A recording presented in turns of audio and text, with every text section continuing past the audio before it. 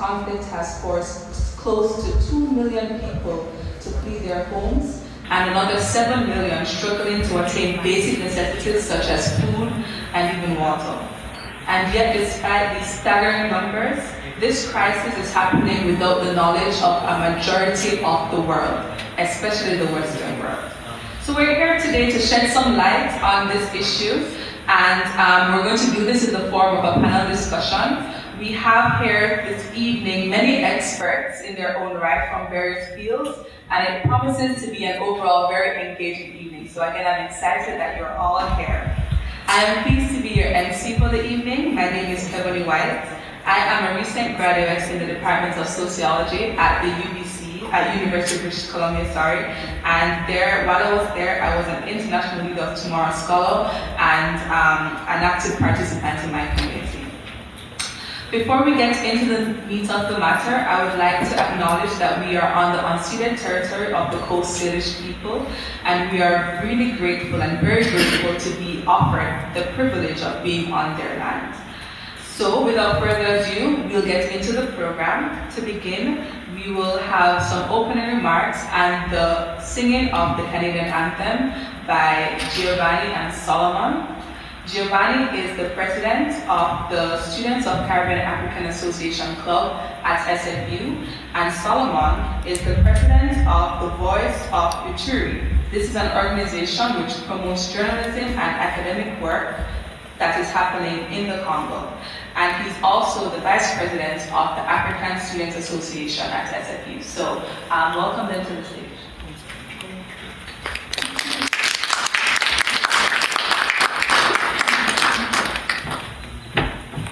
Hello everybody, I hope you're having a good time. Events like these are very important. We have to ensure that we end the silence at the times. We have to use our platform and enable these discussions and have this happen. And we have to thank Luke Malembe for giving his time out to come and be a part of this. Before we start, we're going to go ahead with the national anthem.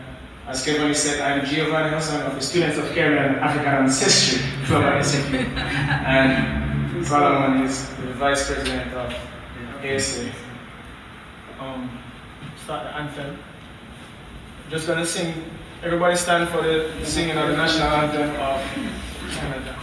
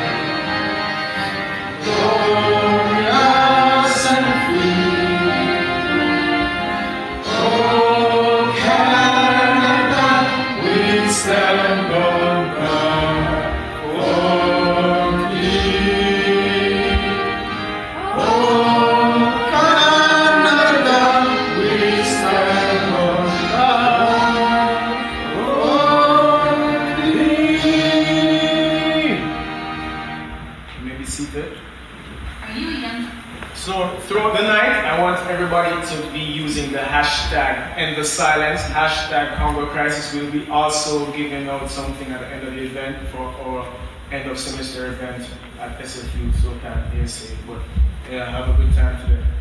Kevin. Thank you so much. So these are very talented young men, not the best of singers, but still talented young men in their own right.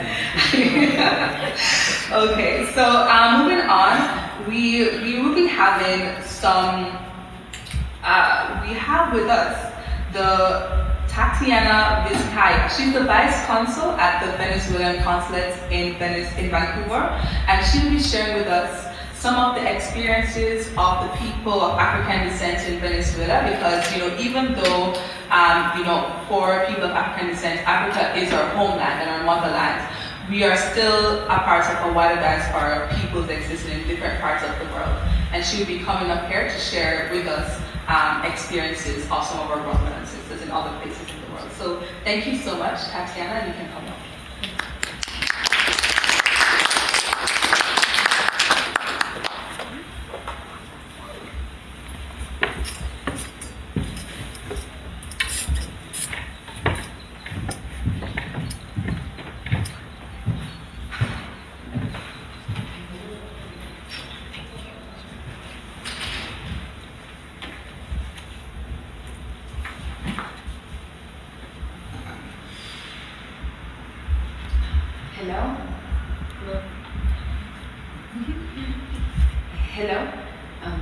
Buenas tardes a todos.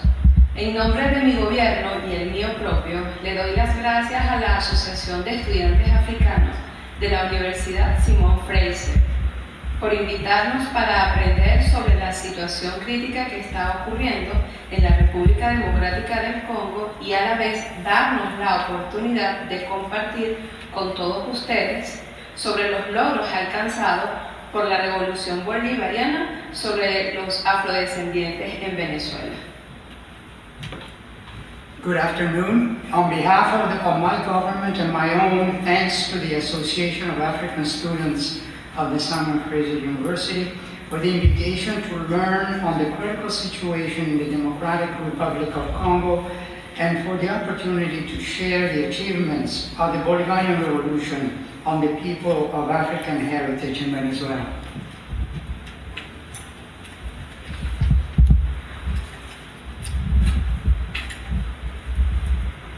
Los afrodescendientes en Venezuela. Durante el comercio transatlántico de esclavos, cerca de 100.000 esclavos africanos fueron llevados a Venezuela y su trabajo alimentó una economía agrícola basada en el café y el cacao. La esclavitud tuvo un gran impacto en la historia y en la demografía de Venezuela, e incluso después de que fuera abolida en 1854, la libertad no trajo igualdad. El racismo persistió durante todo el siglo XX hasta hoy y se negó la herencia africana haciendo énfasis en la mezcla racial. Afro-descendants in Venezuela. During the transatlantic slave trade, nearly 100,000 African slaves were taken to Venezuela, and their work fueled an agricultural economy based on coffee and cocoa. Slavery had a great impact on the history and demography of Venezuela, and even after it was abolished in 1854, freedom did not bring equality. Racism persisted throughout the 20th century to this day, and the African heritage was denied with an emphasis on racial mixing. Los afrodescendientes en revolución. Las reivindicaciones de la historia de los afrodescendientes en Venezuela siempre han sido enaltecidas en la revolución bolivariana, la cual se cimenta sobre los principios culturales y sociales basados en el rescate de la identidad, valores y creencias ancestrales del pueblo venezolano, así como la herencia y la lucha y la dignidad de la defensa de la historia de la afro-venezolanidad. Creemos en la no discriminación y en la inclusión y en la igualdad y en la equidad. People of African descent in revolution. The reclaim of the history of Afro-descendants in Venezuela has always been explored in the Bolivarian Revolution. As educational institutions to teach about the history of Afro-descendants and prohibits the media from transmitting messages of discrimination against indigenous and Afro-descendant people.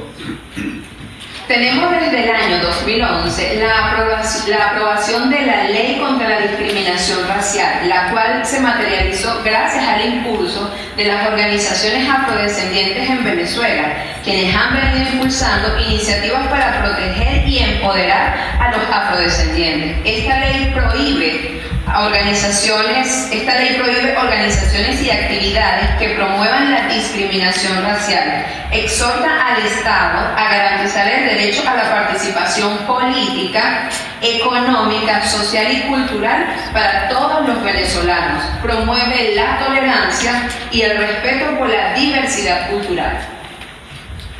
Approval of the law against racial discrimination in 2011, which was materialized thanks to the support of Afro-descendant organizations in Venezuela, who have been promoting initiatives to protect and empower people of African descent. This law prohibits organizations and activities that promote racial discrimination, urges the state to guarantee the right to political, economic, social, and cultural participation for all Venezuelans, promotes tolerance and respect for cultural diversity. También en el año 2011 se creó el Centro de Saberes Africanos, Americanos y Caribeños, un espacio de investigación y formación de la cultura africana que tiene la finalidad de promover la integración productiva, lingüística y cultural entre nuestros pueblos para revalorizar la memoria histórica y colectiva de los nexos ancestrales en función del crecimiento y bienestar de los pueblos de origen africano. Also in 2011, creation of the Center for African American and Caribbean Knowledge, a space for research and education on African culture that aims to promote the linguistic and cultural productive integration among our peoples, to enhance the historical and collective memory of the ancestral linkages based on the growth and well-being of the peoples of African origin. Inclusión de afrodescendientes en el Censo Nacional a partir del año 2011.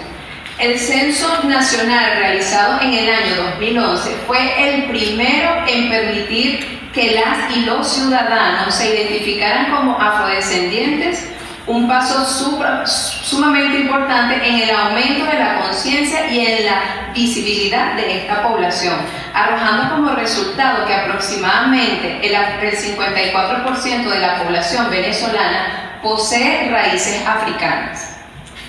The national census conducted in 2011 was the first to allow citizens to identify themselves as Afro-descendants, an important step in increasing awareness and visibility of this population, spreading as a result that approximately 54% of the Venezuelan population has Afro-descendant roots. Creación del Consejo para el Desarrollo de las Comunidades Afrodescendientes en el año 2012, que tiene como misión fortalecer las medidas nacionales y de cooperación regional e internacional en beneficio de las personas de ascendencia africana, en relación con el pleno disfrute de los derechos económicos, culturales, sociales, civiles y políticos, y la promoción de un mayor conocimiento y respeto de la diversidad de la herencia y la cultura de estas personas.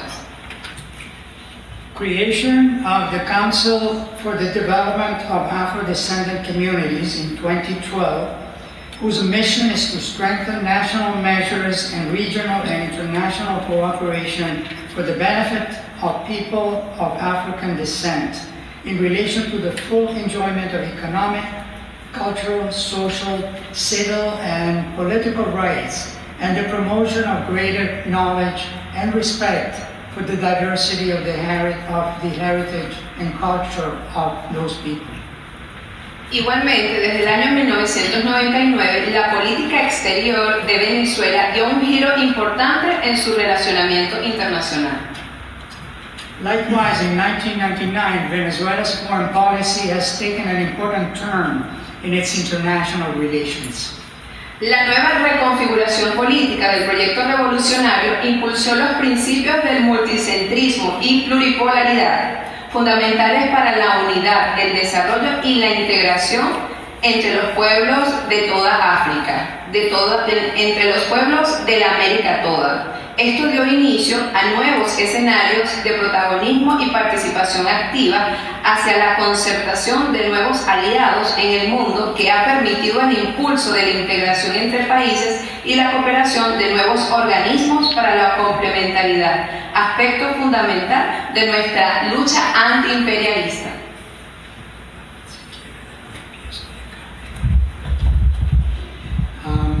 The new political reconfiguration of the revolutionary project promoted the principle of multicentrism and pluripolarity, fundamental for the unity, development, and integration among the peoples of the whole America.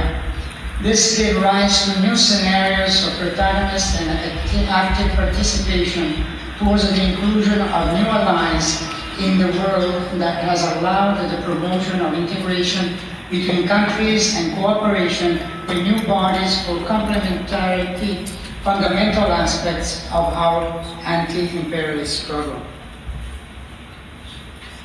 Solidaridad regional, el ejemplo entre las adversidades. La Alianza Bolivariana para los Pueblos de Nuestra América, ALBA, promovió en octubre del 2014 una campaña de lucha regional y mundial para hacer frente al virus del ébola, causante de la muerte de miles de personas, principalmente de la África Occidental. The Bolivarian Alliance for the Peoples of Our America, ALBA, promoted in October 2014 a campaign of regional and global struggle to deal with the Ebola virus, which caused the deaths of thousands of people, mainly from West Africa. Este acontecimiento es el más grande que se haya registrado durante los últimos años y continúa afectando a diversos países del mundo. El organismo latinoamericano y caribeño aprobó a través de los medios cubanos los procesos logísticos sanitarios que permitirían frenar el virus antes que tomara nuevas dimensiones. This event is the largest that has been registered in recent years and continues to affect various countries in the world.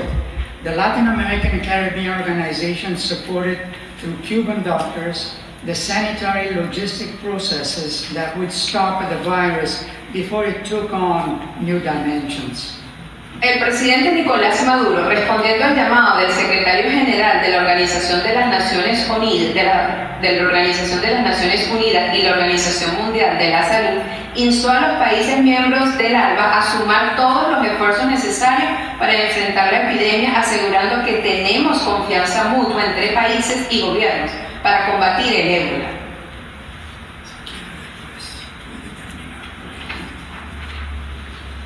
President Nicolás Maduro responded to the call of the Secretary General of the United Nations and the World Health Organization, urged the member countries of the ALBA to join at the necessary efforts to confront the epidemic by ensuring that we have mutual trust between countries and governments to fight Ebola. Como podemos observar, estas leyes y políticas promovidas por el gobierno bolivariano en beneficio de las comunidades afrovenezolanas han tenido como fin último resaltar la relevancia y el significado histórico que tiene la afrodescendencia en nuestro país, consolidando la presencia de los valores africanistas, de la negritud y de la diáspora africana. As we can see, these laws and policies promoted by the Bolivarian government for the benefit of Afro-Venezuelan communities have meant as their ultimate goal to highlight the relevance and historical significance of Afro heritage in our country, consolidating the presence of African values, of blackness, and of African diasporas. Para finalizar, el comandante Hugo Chávez, durante una entrevista en el año 2005, expresó que el odio en mi contra tiene mucho que ver con racismo. Por mi boca, por mi cabello rizado, estoy muy orgulloso de esta boca y de este cabello, porque es africano. To end, Commander Hugo Chávez, during an interview in 2005, expressed that, quote, "The hatred against me has a lot to do with racism.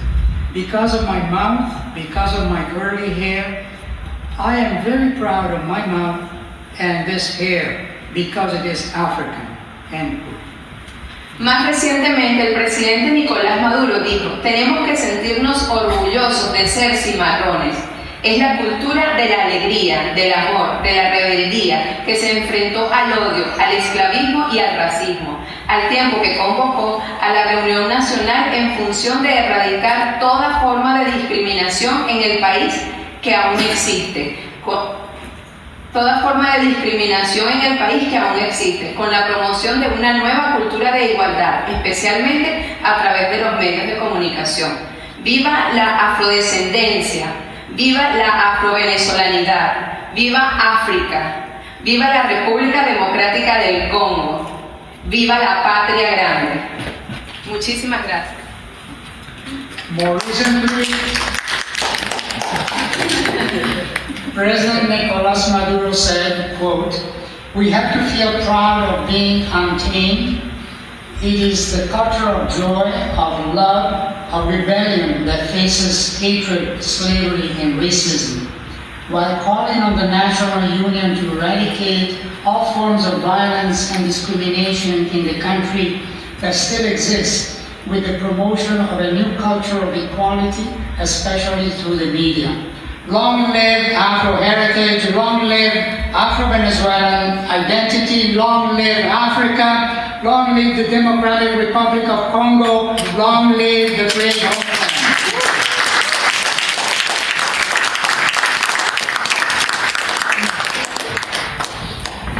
Thank you so much. We definitely felt her passion both in Spanish and in English. We could give them a round of applause. Thank you again, Tatiana, and her translator. So, we're moving speedily along. The next item will be a song by Mike August. He goes by the stage name Josie Riley. I hope I'm saying it right, Mike. Josie. Okay, so good. He's also from Jamaica, which is my home country. And he'll be gracing us with some, I believe it's a reggae item. So I'm excited to hear this. And I'm sure you all are excited as well. So make him welcome to the stage. Josie.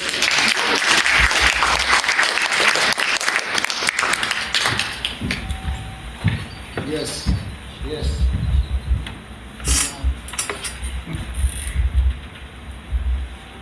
Yes. All right.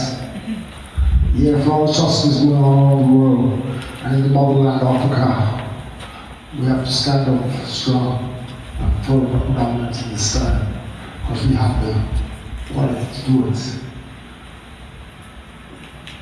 Bring it on. Oh yeah, can you hear what we say? Each and every day, I say, when I take a look around, what do I see? Happy separation and tribulation of one. Down in the Africa, black against black, over there in the Congo, a black against black. Why can't we live like one family? I say, why can't we live and love each other?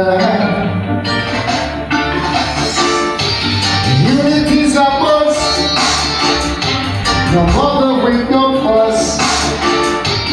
One God, one aim, one destiny. That's why I say, don't take no life, as your brother told. Don't take no life, and shoot your sister down. Don't take no life, as your brother told. Don't take no life. Talking about this fighting in Ituri. We're talking about this fighting. Down there in Congo, I say, there's bullets flying, children dying, there's children dying, bullets dying, down there in the Congo, over there in Ituri, down there in the Congo, over there in Ituri. I said, no, we don't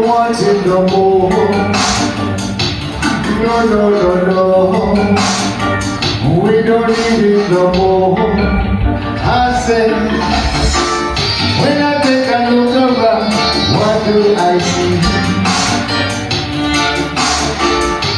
A place of separation and tribulation of one. Down in Ituri, a black against black. Over there in the Congo, a black against black.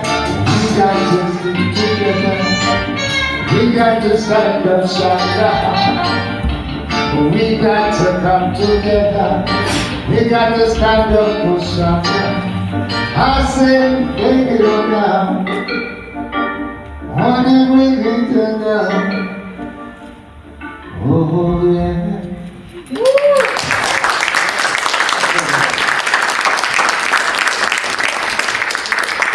I can sing on that track. Anyone want to hear me sing on that track? No? But you can catch me after the event. I'll be making my debut. I haven't thought of my stage name as yet, but catch me after the event. So now we'll be hearing from Pastor Chaka.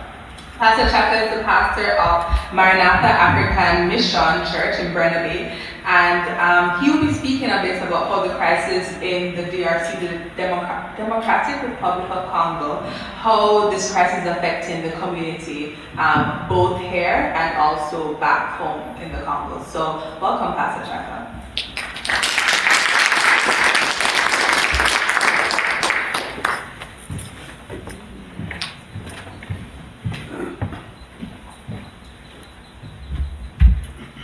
Thank you very much for giving me this opportunity.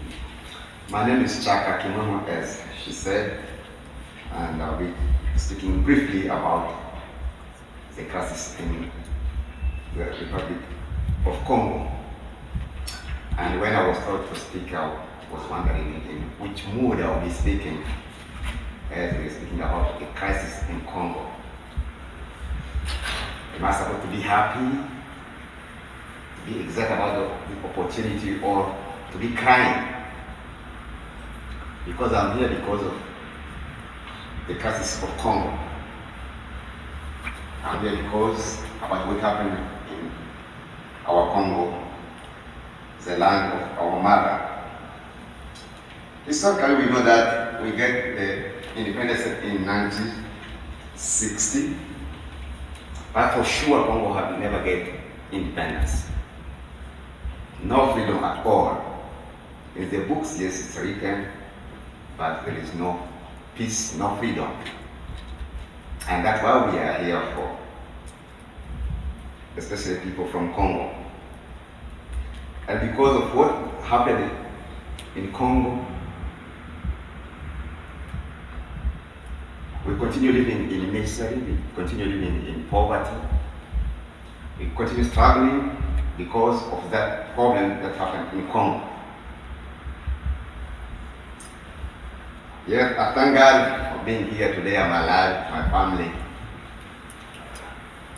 But mentally, spiritually, still the crisis in Congo affects me. And not only me, also Congolese who are here. Imagine when you know that your father, your mother, you don't know if she will survive tomorrow, you don't know if they will have bread tomorrow, you don't know if they are going to wake up tomorrow. How it affects your life wherever you are. And that's what is happening now. We are here physically, and thank God we can have bread, we can have sleep, but still we are affected because of what is going on in Congo.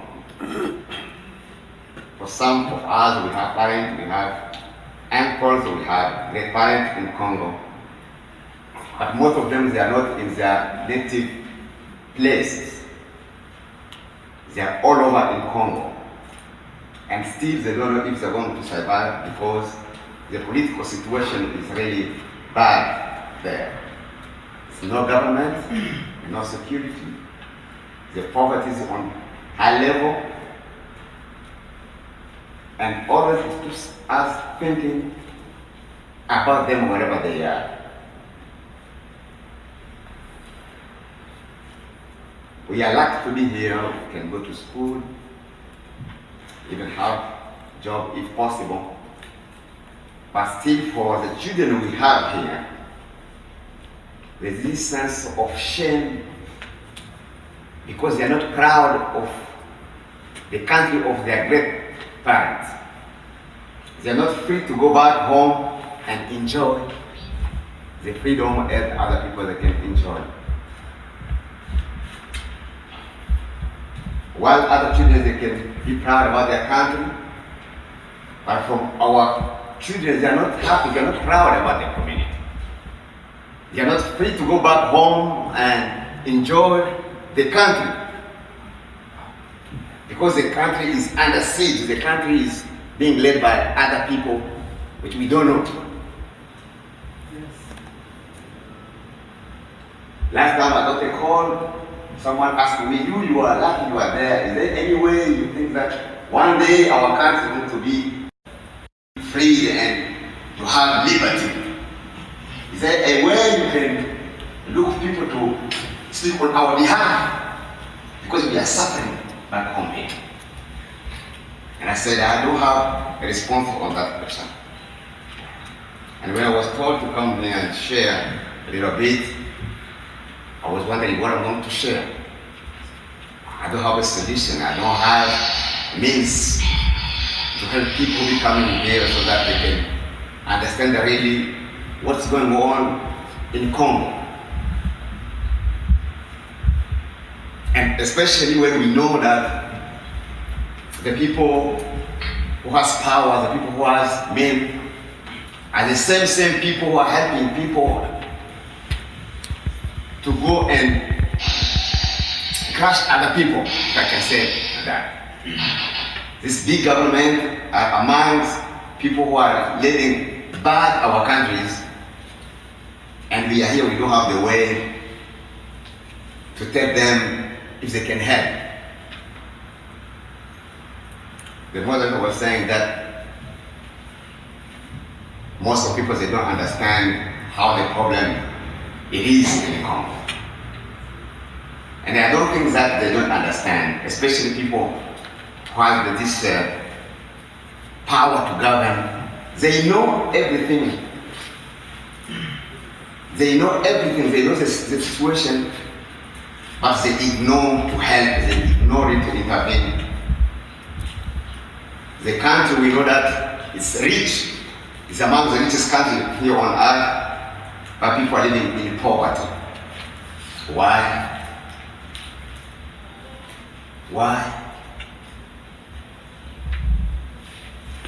Congo is among the richest countries here on earth.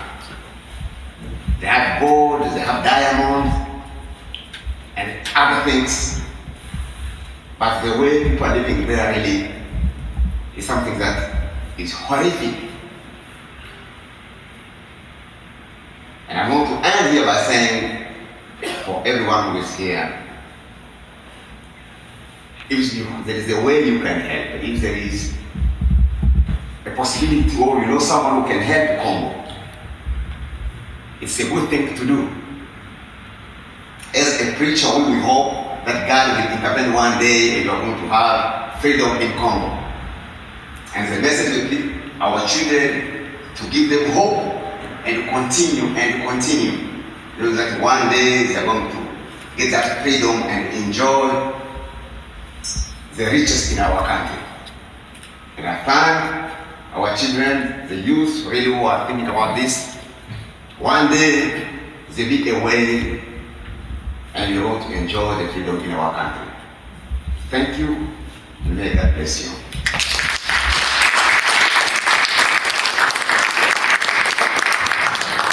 Thank you so much, Pastor Chapa.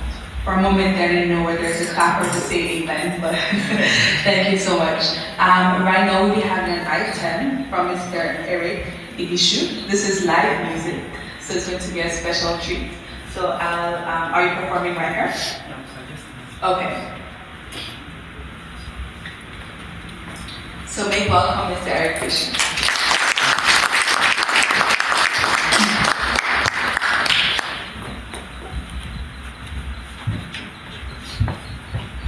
everybody. Hi there. That's great. As my pastor said, I don't know which kind of mood am I going to speak in as well, because I'm part of the community which is suffering back in Congo. My name is Eric, as she said, victim and survivor of war in Congo as well. There was a time I felt not moving on, or I saw like life is unfair to me because of the pains of war, through violence and witnessing death. Because of that, when I sat down, I knew that there is a hope in me. And that hope made me to be here tonight. And then when I was sitting home, when they told me that they were going to be this congregation, I wrote a short song about what God has done for me. That hope that I hoped for, even though I was hopeless, but I found hope in Him. That's the short song that I'm going to sing here tonight.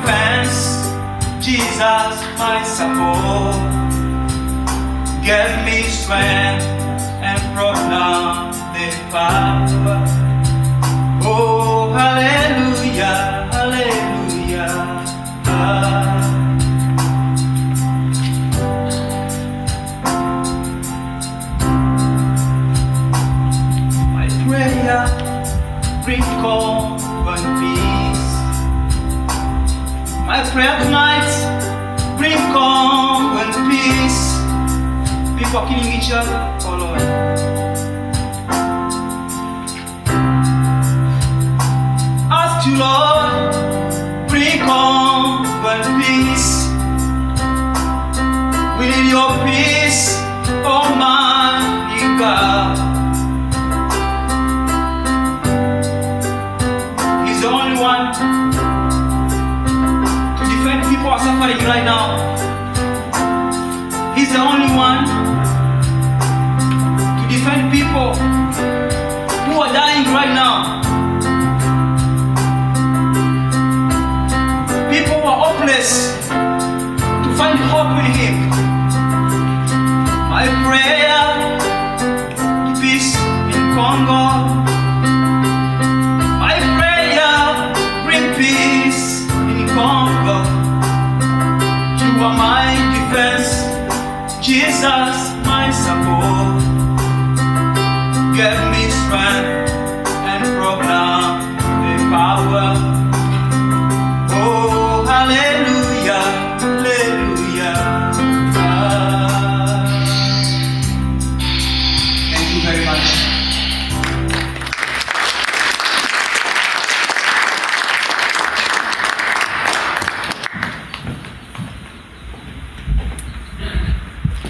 Thank you so much, Eric.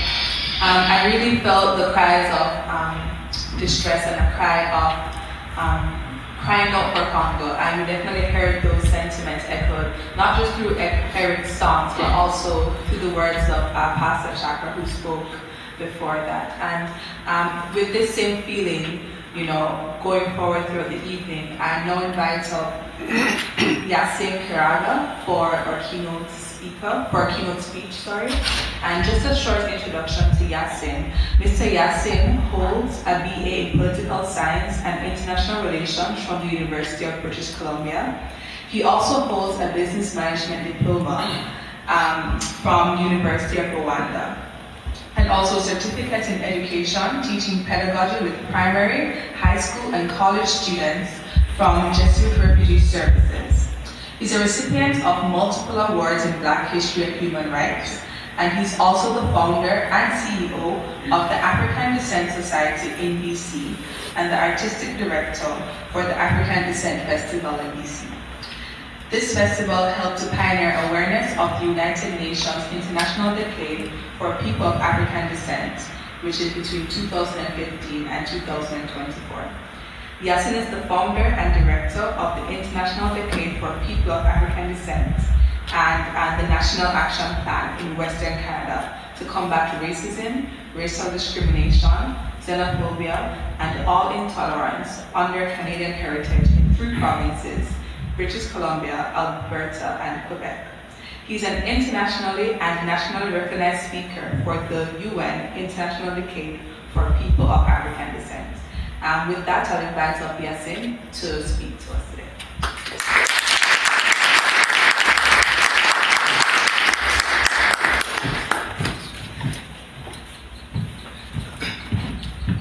Ladies and gentlemen, especially the MC, thank you so much for inviting me here. They always say that the great friends, it's difficult to recognize friends, but those friends normally they invite you and you share coffee, tea, the Starbucks, they're really very, very good friends. Think about it.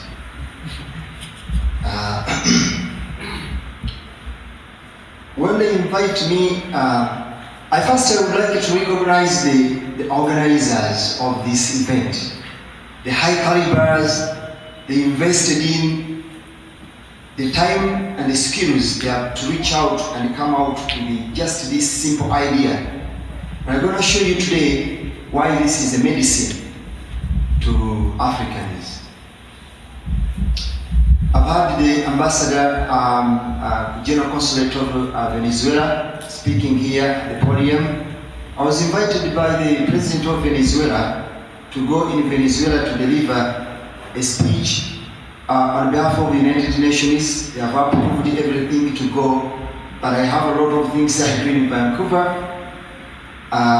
We made a commitment to go. At this night, I was supposed to be at his office to tell him about what is going on in Venezuela.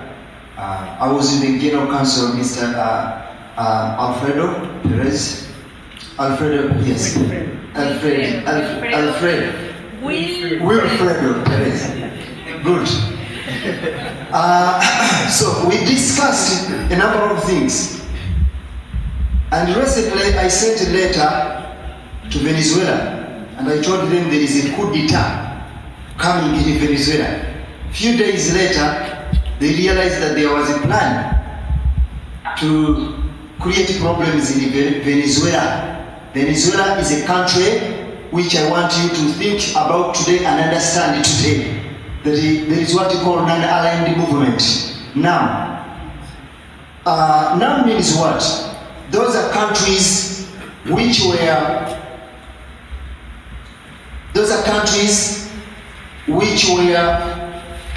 neither first world or second world. And those countries, they were left behind. They formed what we call non-aligned movement to fight for racism, discrimination, colonialism, and imperialism.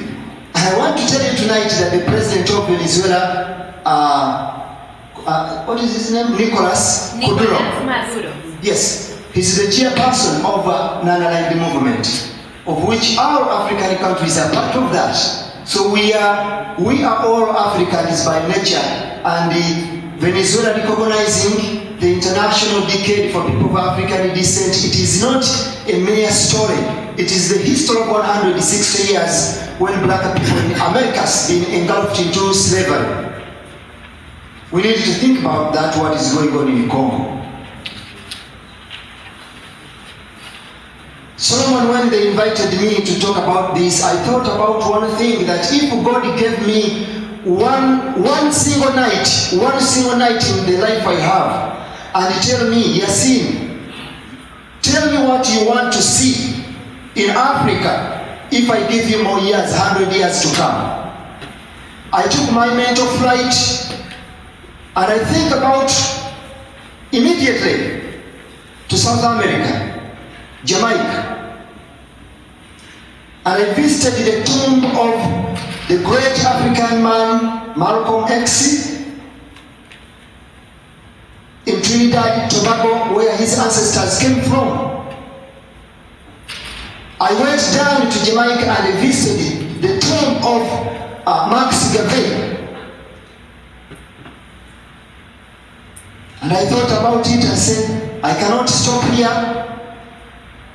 I came back to the United States to explore the history of enslavement of African Americans for 500 years ago, 400 years, of which the International Decade of People of African Descent is very much targeting for such particular dehumanization. But I did not stop there, even though I visited parts of Georgetown where great men like Dr. Martin Luther King settled down there. I could not satisfied, and I said, let me try to go to Greece.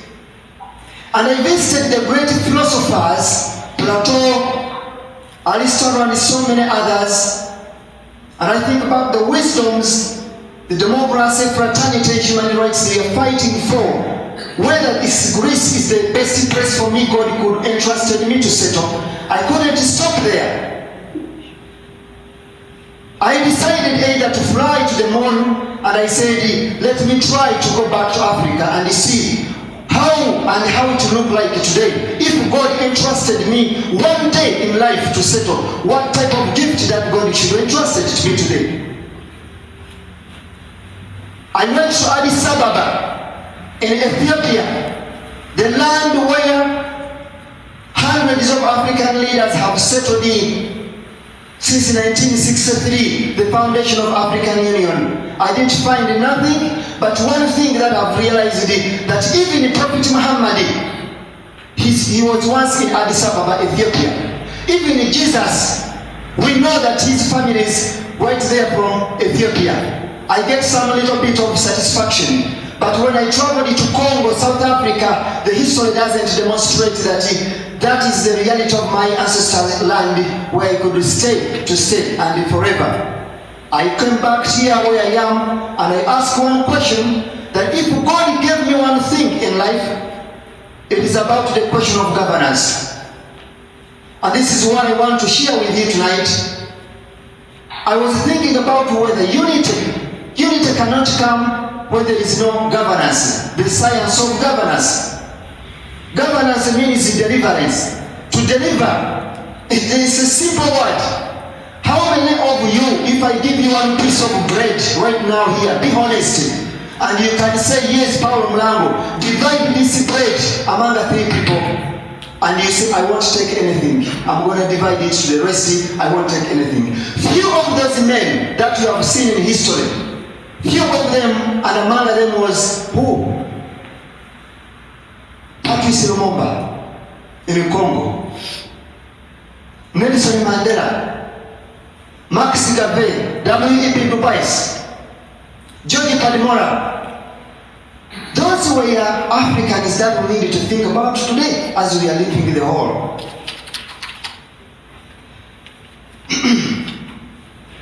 The continent is not distinguished its good governance of the good of Africa. But without good governance, we cannot eradicate poverty. No corrupt government is interested in eradicating poverty. Think about it. In contrary, as we have seen in many African countries elsewhere, widespread of corruption is in high places, is the bridge for poverty. And that's why Kino Achebe said one time that a black man, when he's in the rain, like right now it's raining, and he get out of the rain and change the clothes into dry clothes, he won't like to go back in the rain. It is the question the pastor said it here in the podium. When African leaders get out of the rain, none of them is willing to go back. That's why you see the Congolese. That's why you see after immediately independence of Congo, it's the situation what you see. It's the situation you see in Ethiopia, South Sudan. Jamaica has been sold to who? To the Chinese. Trinidad and Tobago, all. The black man is in a chain that he has created himself, and a chain that has created by the imperialists. I therefore thank you so much for the generous introduction that you've made. But the introduction to me, it doesn't matter when my ancestral land, my people globally are still engulfed in a sense of what someone can call psychology schizophrenia, where the African is, the black man, he doesn't understand where he came from and where he's going on, because we've been engulfed into an inescapable chain of racism among ourselves, internal racism among ourselves, segregation among ourselves. We cannot see the value of our communities. We cannot see the value of the African center we have. We cannot celebrate the history that we have. We cannot celebrate anything that we own, but we go to celebrate the Hollywood movies, the Western lifestyle, the Western culture. That is the best way, because we have been taught by the imperialists that something that been produced by an African is actually the third world. It doesn't matter to you. The mental attitude that we brought here, it cannot allow us to get out of into mental slavery. Africans have been dehumanized throughout slavery. Millions of African people have been humiliated in 2 chains of slavery, and that's why the consulate here was addressing that the government of Venezuela on the front line to address those issues. The recent African past has been known wars, famine, underdevelopment and poverty, socio-economic and tribalism. Those are some of the issues that you will see people talking about in the movies.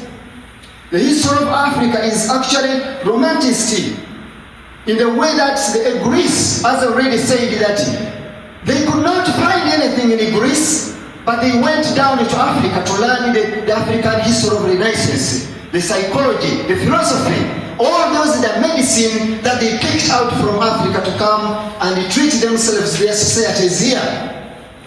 But in 1957, created something more, radical change in Africa, that we all of them embraced that something has come out in Africa. Time is now. Accra, Ghana.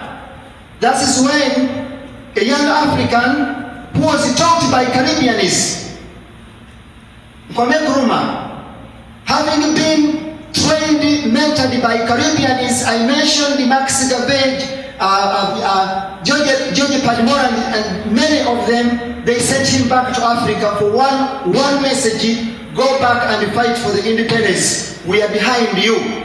It is indeed that by 1957, Africa was already opened the signs of democracy, human rights, freedom. And those who were in Ghana by that time, you will witness. Kwame Nkrumah said these words: our Ghanaians, the independence meaningless unless it is linked up with the total liberation of Africa. He said it very clear. Today I stand before you. I remember the opening of the words of Kwame Nkrumah once in his speech. He said again that at long last, the battle has been ended. The long last, the battle has been ended. The battle is now Africa has to fight is the battle of mind, the battle of psychology, the battle of schizophrenia that has been engulfed by Africans themselves.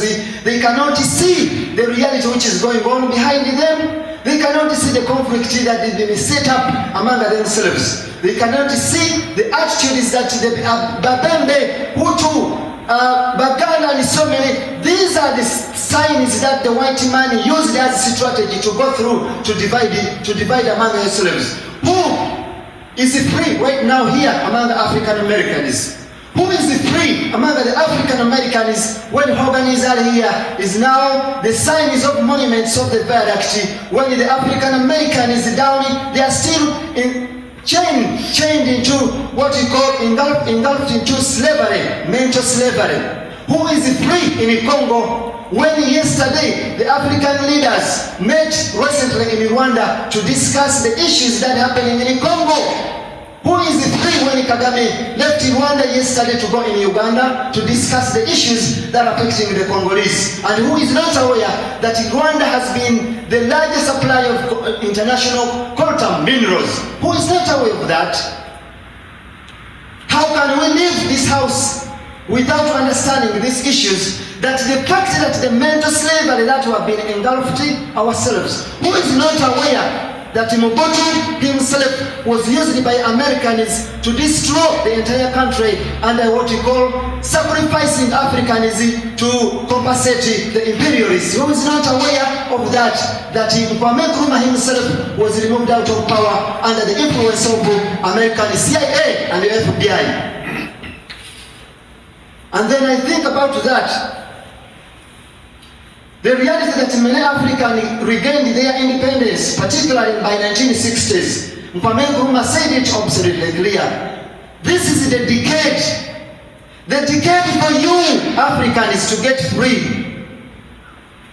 I see this house, it is over 50 people here.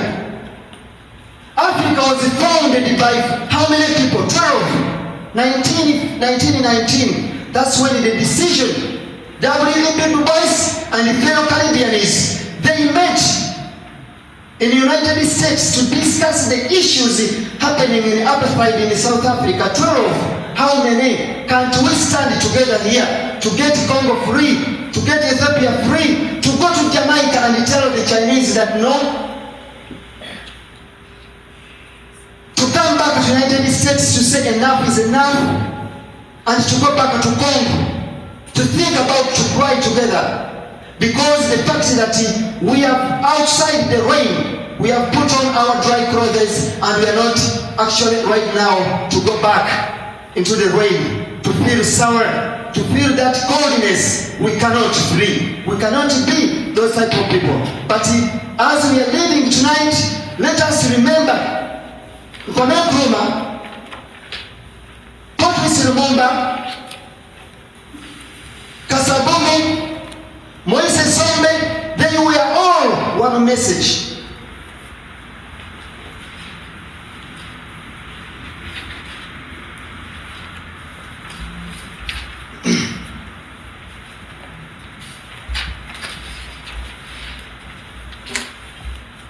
In 1957, as you have said,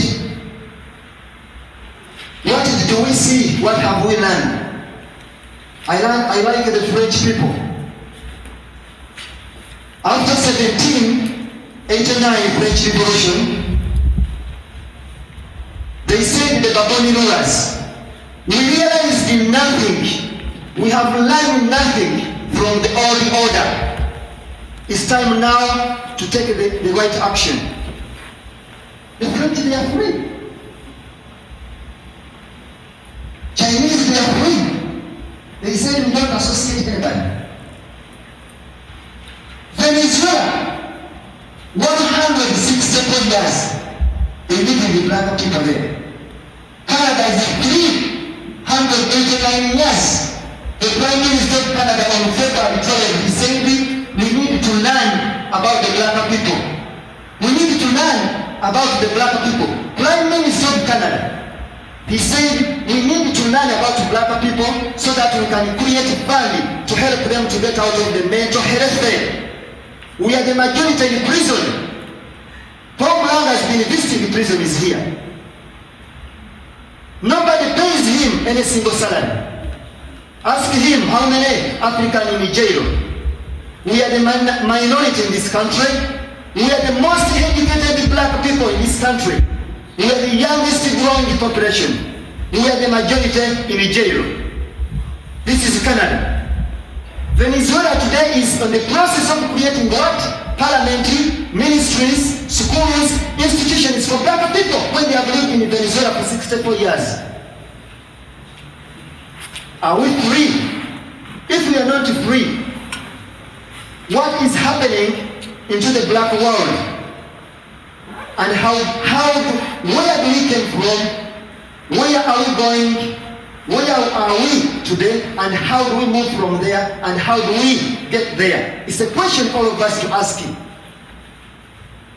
We also need to learn from the younger generations here who have managed to bring us together here. I said we are over 50 people.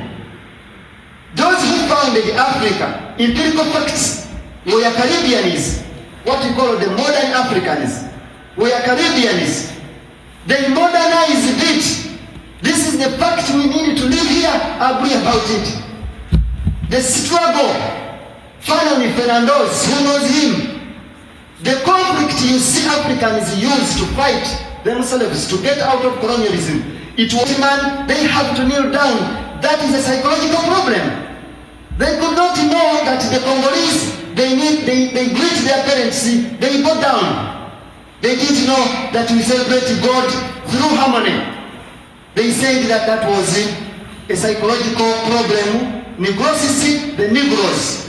In Latino, Negro means blacks.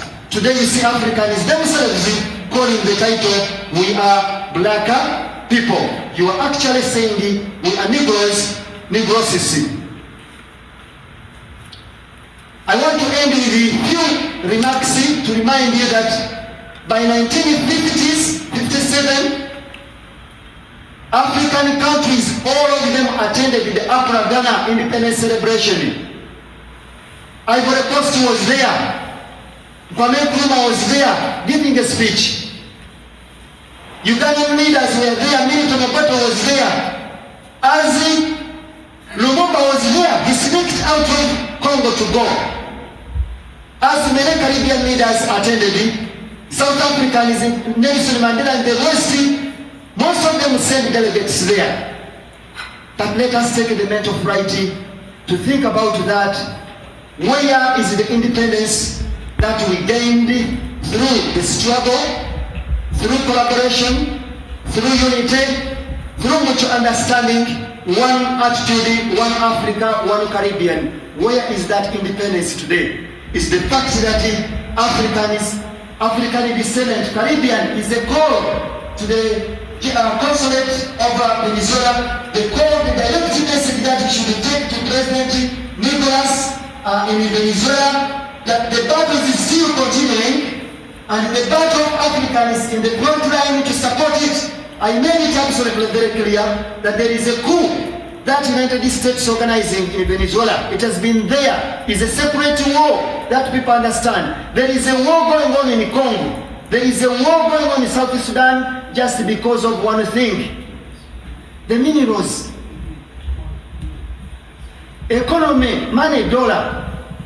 We've been sacrificing ourselves here to fight one another. To leave our culture center for integration of African migrants.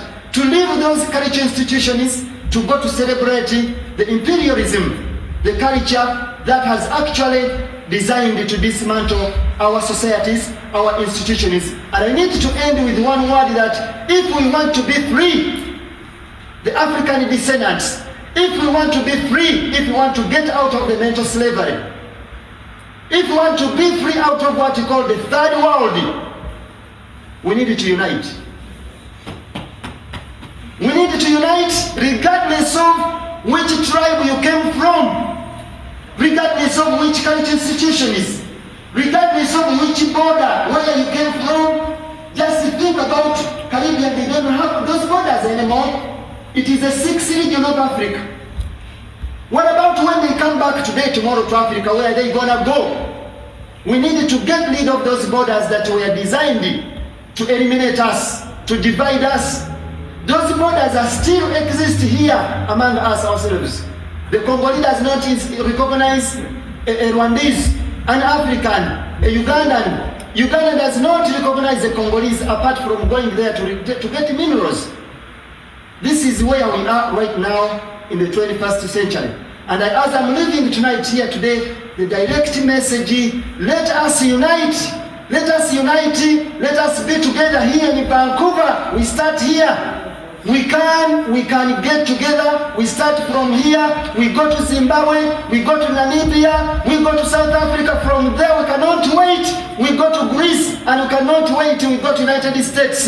Let us unite in the Caribbean. Let us unite back here where we are. When together we combine the forces, we can actually get out of the schizophrenia and see the right that we are one person at last, and we say we are free at last in Congo. We are free at last in Eastern Congo. We are free. Congo is free, and get rid of these dictators. Because you have those things, and that's why the Congolese are dying. Because the Congolese are dying for culture is minerals what they are doing in computer or in a cell phone, and in the world there's only in China, Russia, and Congo. China didn't want to sell, and Russia didn't want to sell, and so when you see all those people. Samsung, iPhone, whatever, went to Congo now to display the people for them to get that thing free and you to enjoy about S4, S4, whatever, and you're enjoying the blood of people. And also the car. Why there's a lot of war in Ituri and everywhere is about cobalt. Cobalt also is a mineral where now they wanted to do an electrical car. And that electrical car, they only us to have a 50% of the world cobalt in the world is where now they are doing all those things. Well, so what you are saying is one of the root cause of the conflict is about mineral, is economic. Economic is minerals because you have Congo is like a beautiful wife where everybody wants to get it, may not marry her. Oh, interesting.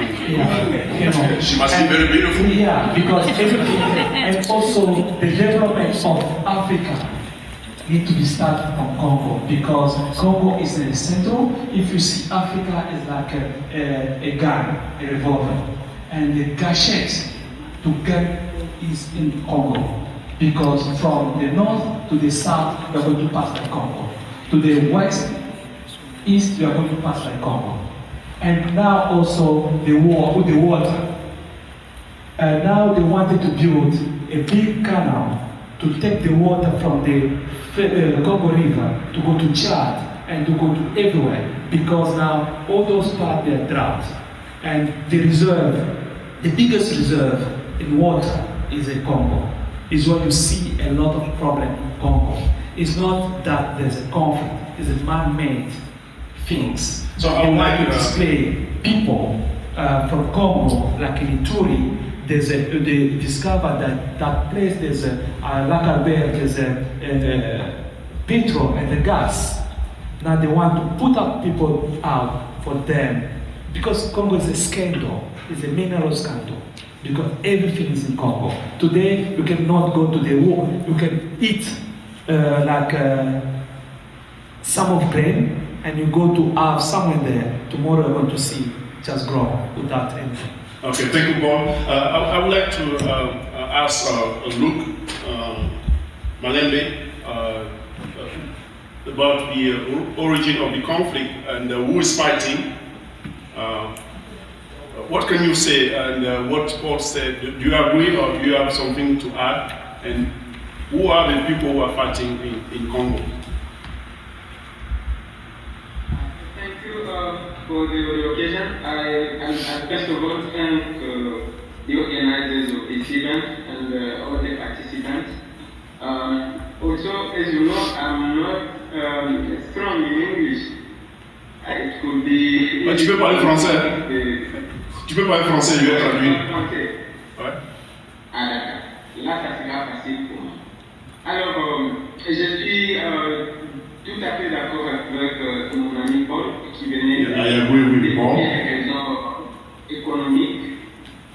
Le conflit qu'on dit, c'est vrai qu'il d'abord. Okay. Tu peux aller un peu doucement? Je vais traduire. Okay. The conflict, the root cause of the conflict is mostly economic. Yeah, c'est un conflit artificiel, comme le disait Paul. It's an artificial conflict, it's a man-made conflict. Et on sait pourquoi, évidemment, le Congo avec ses ressources et sa position géostratégique au cœur du continent. And one of the reasons is because of the resources of Congo and the strategic position of Congo in the continent, in the African continent. Alors, la crise maintenant s'est aggravée avec les refus du président Kabila, qui est arrivé fin de son mandat en décembre 2016 de quitter le pouvoir. So the crisis gets worse because of the actual president refused to leave its seat.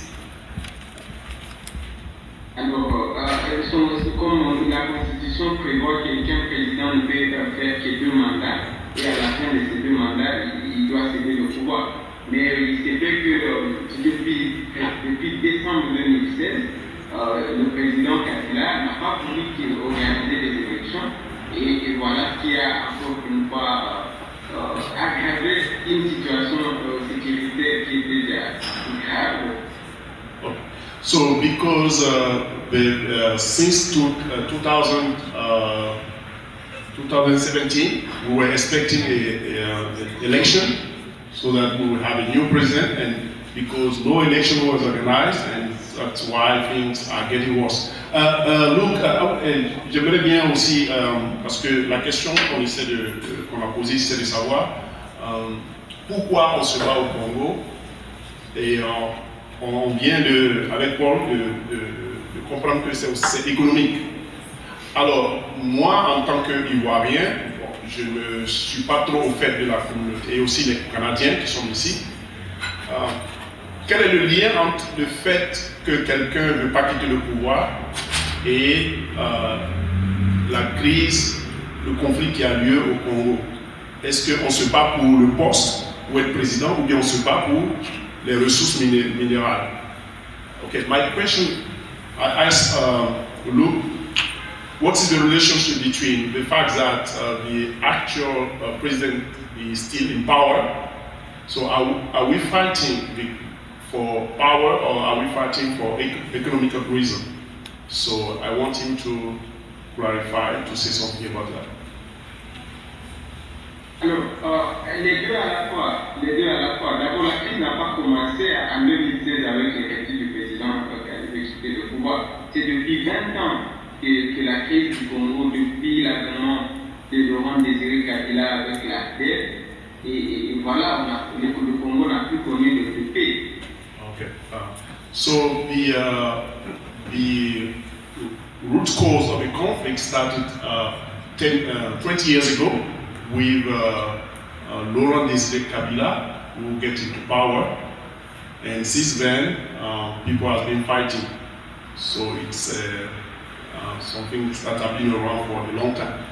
Ok. Je vais aussi donner la parole à, on va revenir à toi tout à l'heure. Okay.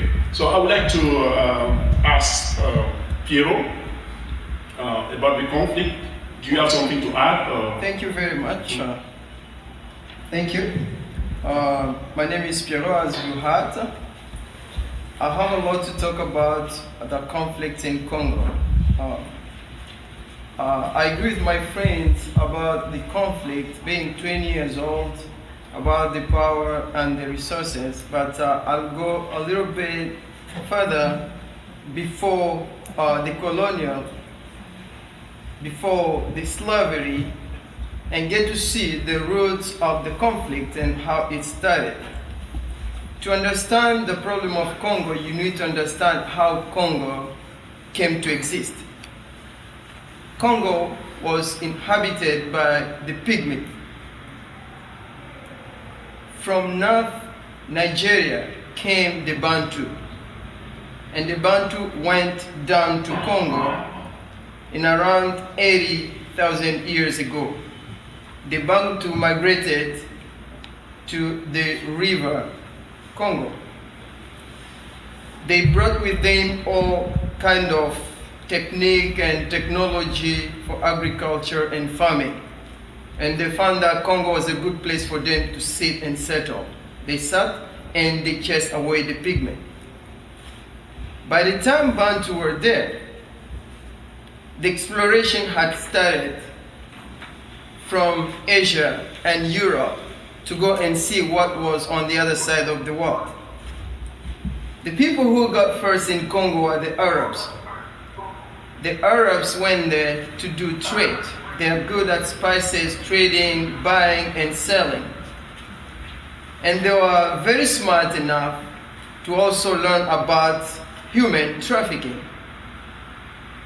At the arrival of these people, they found that there was kingdom in Congo. The Bantu had established kingdom, regions. The political system was in place. There was governors in every place, and there were king at that time. But they did not colonialize. They did not put a colony on any of this country. Instead, the Portuguese came. When the Portuguese got in Congo, they came in the same way as the Arab arrived, and they were doing business. They were bringing a meter, salt, anything that was of value, and they'll do trade.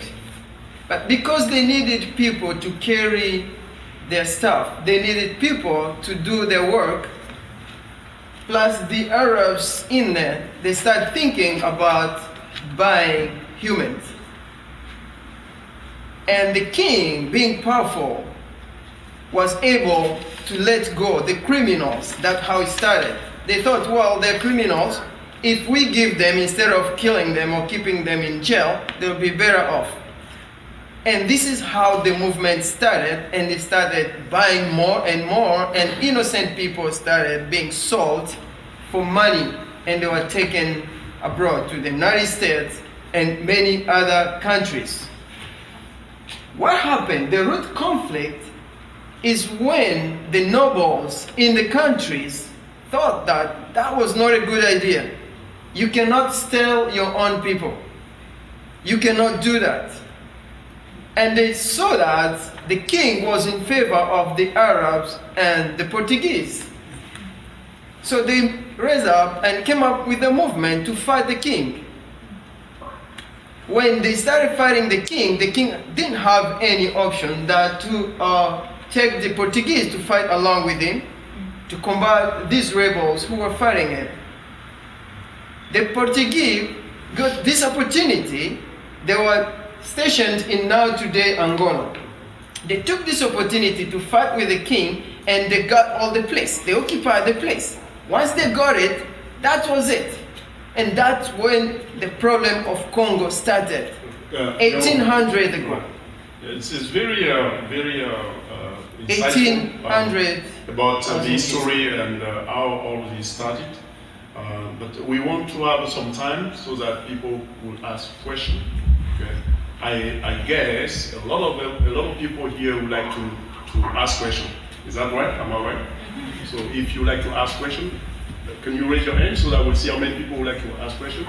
Okay. So let's go very quickly on another side of the topic is the repression and the displacement. What can you say, Paul, about the scale of the damage, how many people have been killed, and what can you say? Can you say something about the displacement, the repression, and the scale of the damage in the region? Luke, so Malembé. Ok. Alors, par rapport... Est-ce que tu m'as compris? Tu as compris ma question? Oui. Oui. Oui, j'ai compris.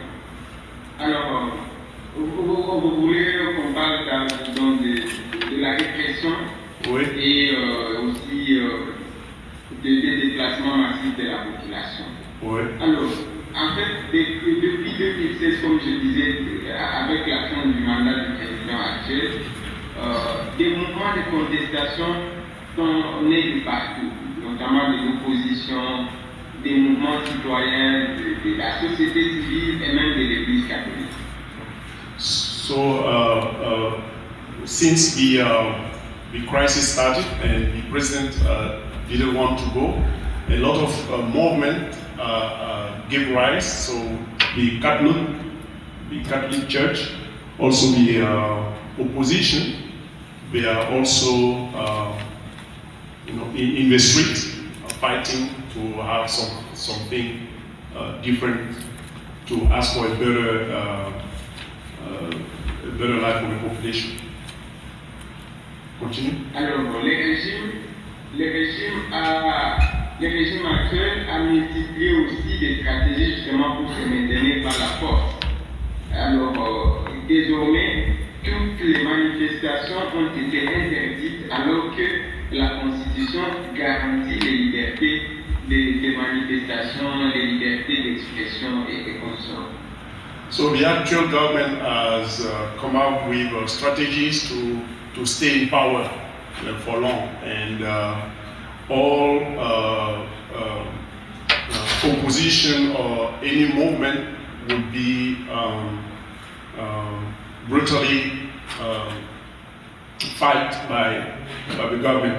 So people are not free to say anything against the government.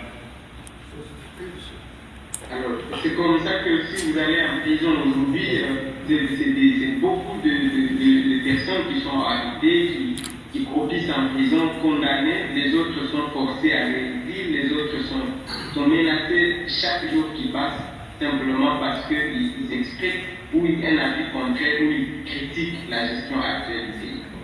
So actually, because of that, there are a lot of people who have left the country. A lot of people are refugees, went to exile. So, and a lot of people are in jail. Okay, if you don't agree with the actual government, they will put you in jail. Okay. Je vais donner aussi la parole à ceux qui sont ici. J'aimerais, est-ce que tu peux nous dire combien de millions de déplacés? Est-ce que tu as une idée? Et aussi, les personnes ici vont nous donner aussi. Oui, par rapport au déplacement maintenant massif des populations, il y a trois crises qui ont secoué le pays depuis 2-3 ans. Donc il y a la crise de Beni dans le nord Kivu, il y a la crise au Qatar, c'est au centre du Congo, et la crise actuelle en Ituri où je suis dans le nord-est du pays.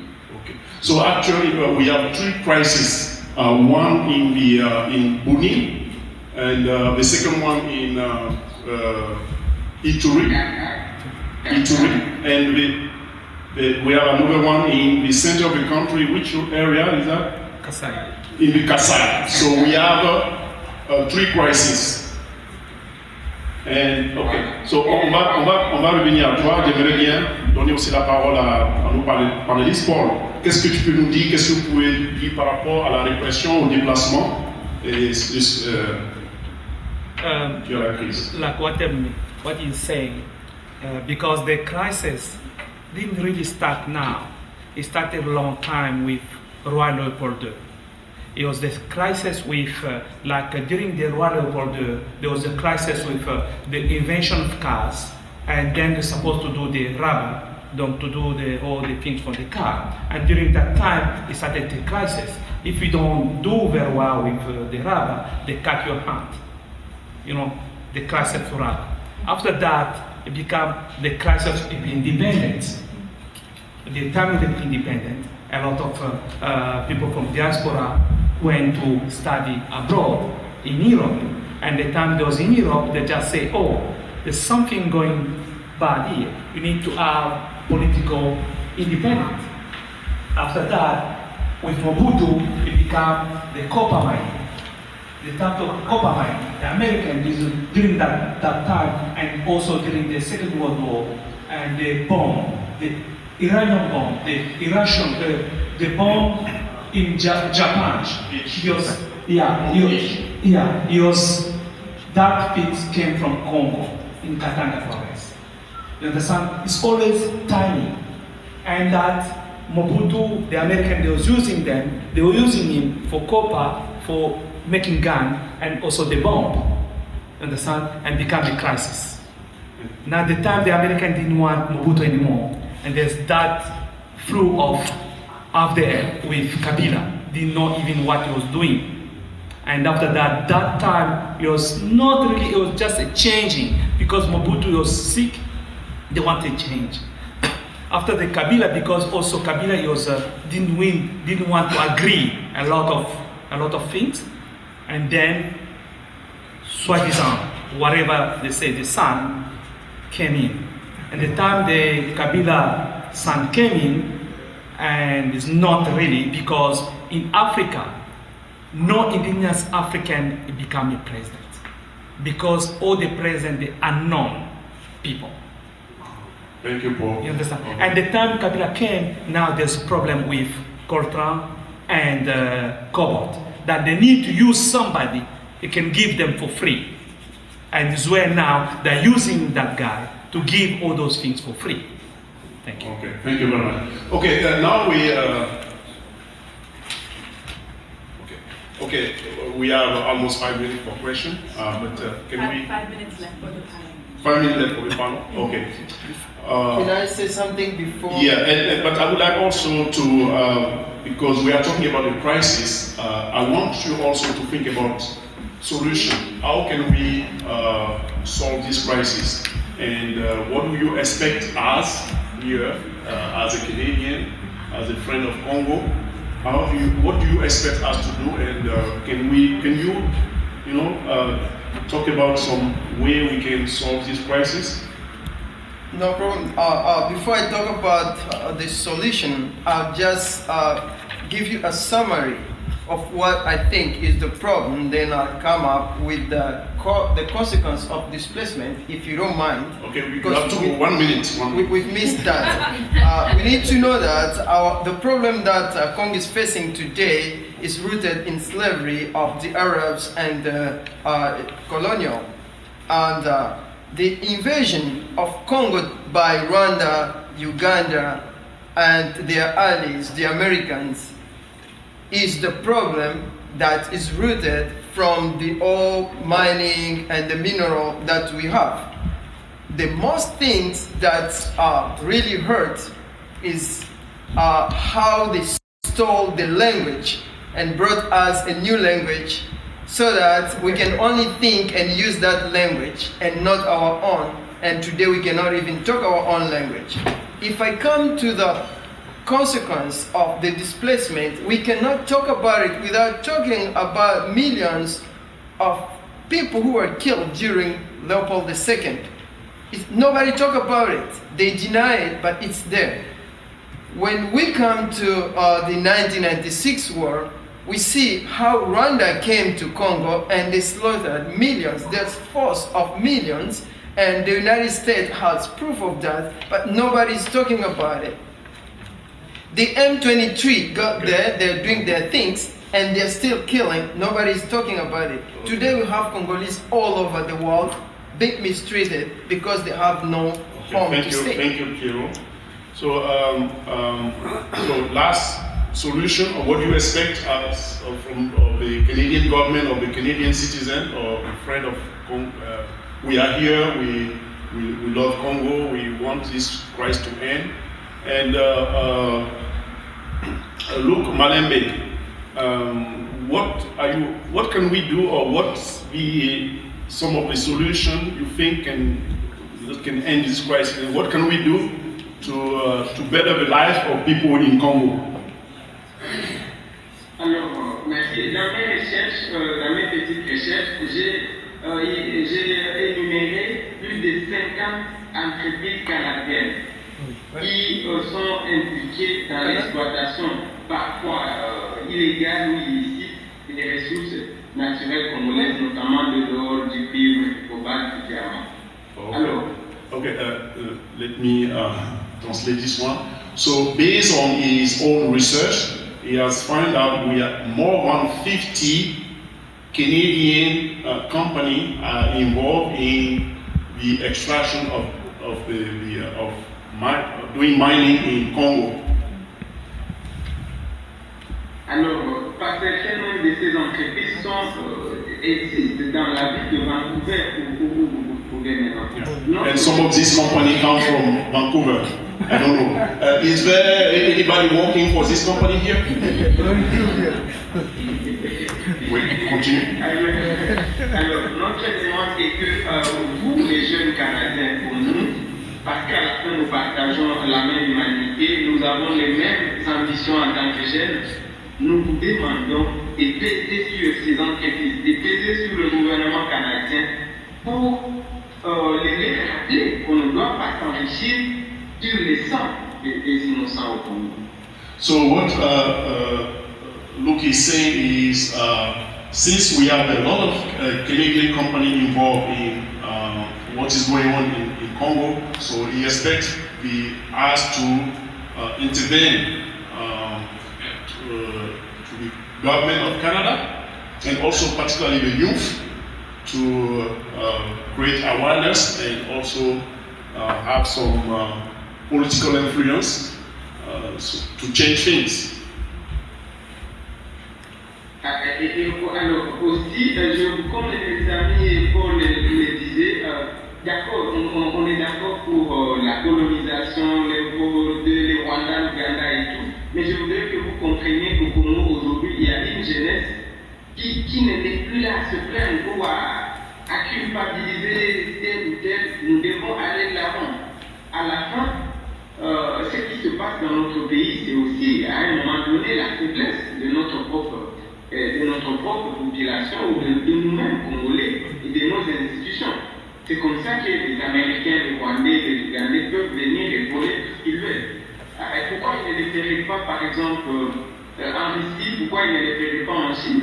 C'est parce que chez nous, il y a quand même une faiblesse. Et nous, la jeunesse aujourd'hui, nous ne sommes plus là pour Niger. Nous avons décidé de nous battre pour obtenir le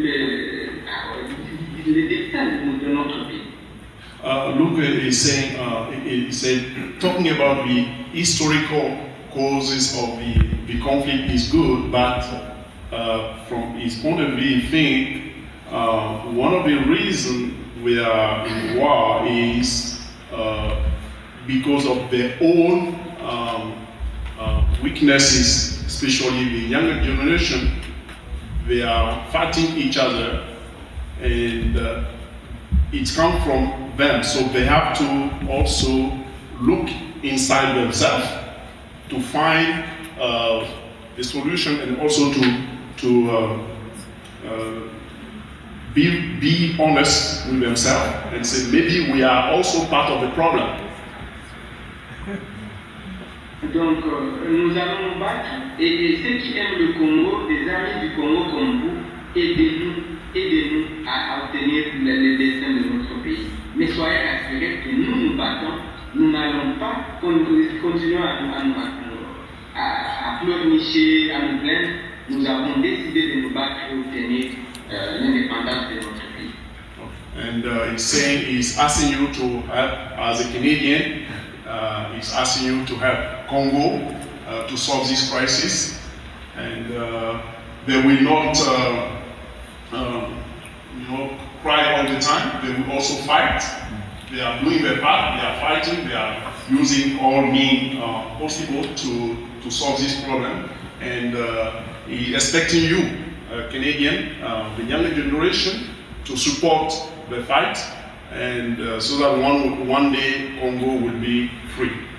Thank you very much, Luke. So, Paul? Who's coming from Congo here? Who's Congolese? You can imagine, we are almost 6,000 family, Congolese family. But with this awareness, there's really none. Who is studying at the university is Congolese. SFU. In 1960s, the people went to study Europe. They brought the political immigrants. But now, all of us came here. We are brought in their shoes and dressing and insult than taking something. You can see what Lucas said. It's about one day, if our young generation, what Congolese who can stand up and say, today around 12, no cell phone, crying about no one can take a cell phone. We're going to see a lot of things starting changing. Because if I hear, we're just two, we say, who's that? Who's that? The things is damaging is the diaspora, is not a very strong diaspora. If the day we are going to have a black, strong diaspora, you're going to see that things are going to change. Because you're fighting among each other for really nothing. Because if you stand me here, you're going to say, who's that? Oh, Paul Moulin, I think give money, our money, our money. The all of them is always our money, our money, our money, our money. We don't even know where your money goes from. Because nobody, you can see, he said there's a lot of companies here that are doing things in Congo. There's none of the students even do a research. They're talking about intellectual. We don't even have intellectual in Congo. Because there's no research. Because if somebody started to say, today, you can see he's in Congo, he knows about those companies. As he knows about those companies here. But the people here, there's none. Even today you can say, okay, let's come together to say, okay, today you are going to do this action in Vancouver. You are going to see, it come from where? No, it come from where? It's among ourselves. Thank you very much, Paul. Thank you. So I think one of the reasons we are having this discussion is to have an action plan. Okay. Now that we know Canadian has a lot of stake in what is going on in Congo, maybe from there we can, have an action plan and try to, change things. So thank you very much, Luke, and thank you, Paul. So next, thank you, Piero. Next, so it's your turn to ask questions. So I want you to, give a good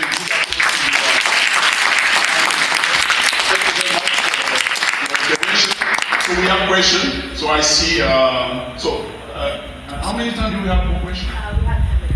Okay, we have 10 minutes for questions. So you have to be to the point. Okay. Yes. Prophet, Doctor, thank you so much.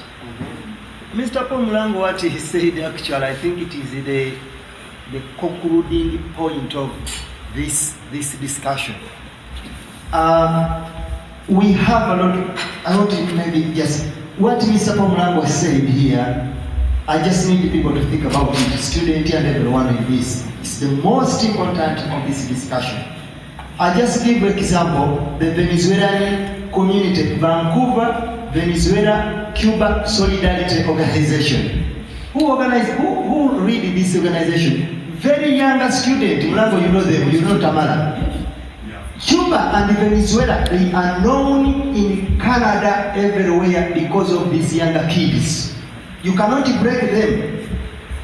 The African population we have here, students, we still living in the mentality that we are younger student. We are student. The mom you see here, she's the mother of Elisa Elbert, the movie star.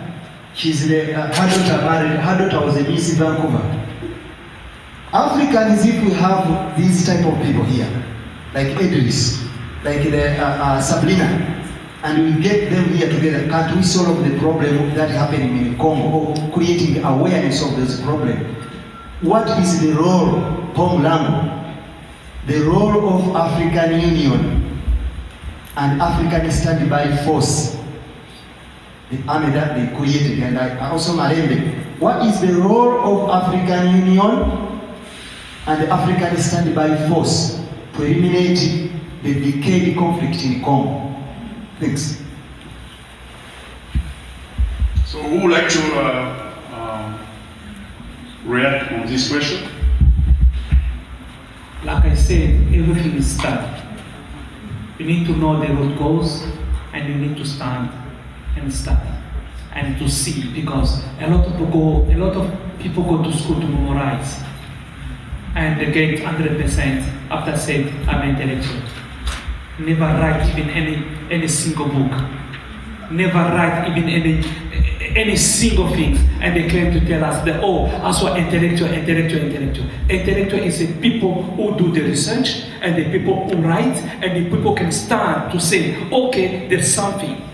And the day the African Union is our kid, because you brought our kid here not to come to eat McDonald's.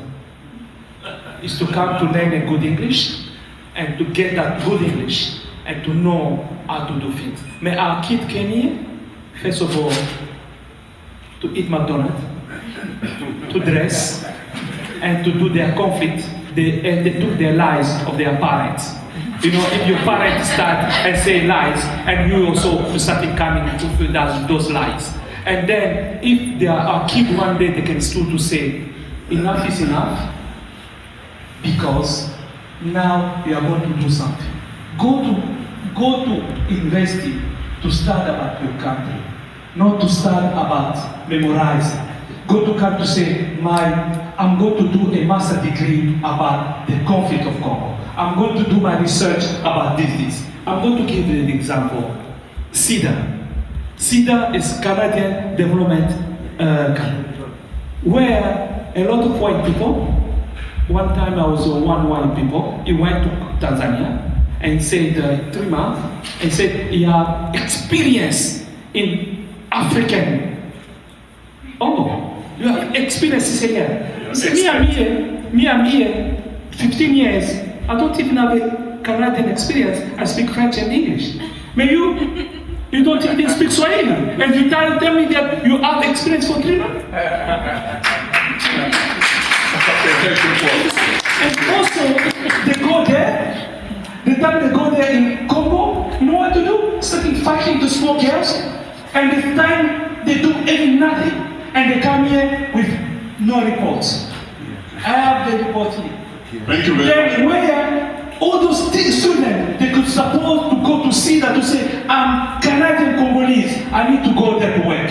Yeah. Okay. Yeah. Thank you very much, Paul. So,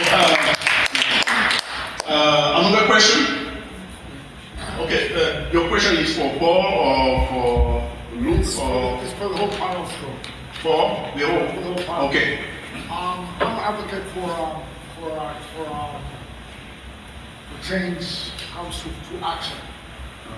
So, like knowing these companies that are affiliated with Canadian economy, can we say have a drastic measure by strike? By bringing strike twice a month for these companies? Yes. Where we let them know, or let ourselves make a statement, or we want change to be done. Okay, so you are suggesting a solution, a way to change things. Exactly. So you suggest a strike. Exactly. Okay, I hear somebody say yes, yeah, let's do it. Exactly. Did I hear something like that? Okay, so this is one way to bring change, a strike. I know this way we do it in a working environment. It's diplomatic, and it's not really we call it a violent means. It's through diplomatic means, where we go with the constitution and whatever they have, the laws of government or whatever country we're in, and we use those means to make our voice to be heard. Okay. So what do you think? I think is what do you agree? Do you share his opinion? Yeah, I think I have something to talk about striking in terms of looking for solution. First of all, I'll let you know that it's very difficult for us to strike when we cannot meet to talk about what is facing us.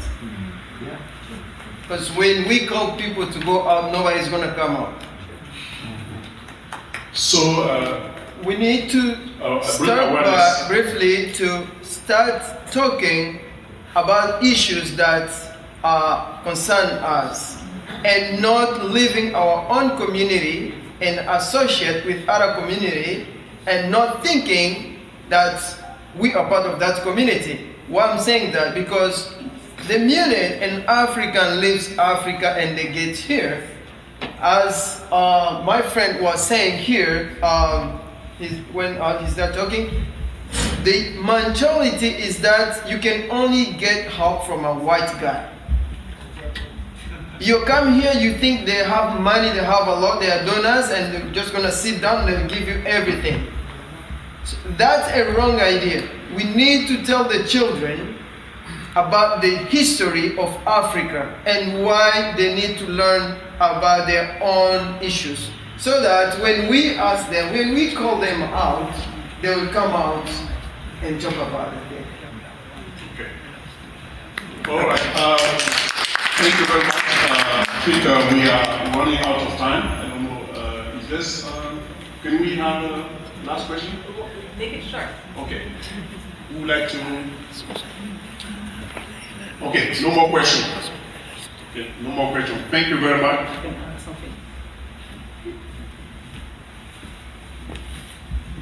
The federal government is making the action plan for youth. They wanted to have the youth ambassador, the Black African youth ambassador. Please, let's get together and do the action plan in which way we are going to integrate in Ghana. Like I tell King Solomon, all of you after SFU, you are going to go McDonald's. It's a shame. You are going to work in McDonald's, and you are going to come and you are going to start going everywhere, and tomorrow you are going to be in prison. Because if you're in school, you need to learn how to do volunteer. If you're doing volunteer, it's almost your African organization. It can help you how to do things, man. You are there, I don't have time, tomorrow I'm going to see you at Fusion Festival doing volunteer and give you nothing. And for the reference, you are going to call Paul Mulango to give you the reference. Yeah. Doesn't make sense. Yeah.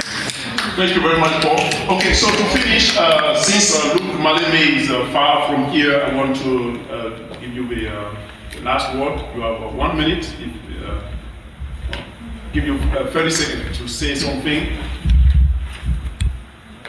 Okay, as you know, in Ituri where I am, we have one of the deadliest crises of Congo, and more than 300,000 displaced, and these people are living in serious difficult.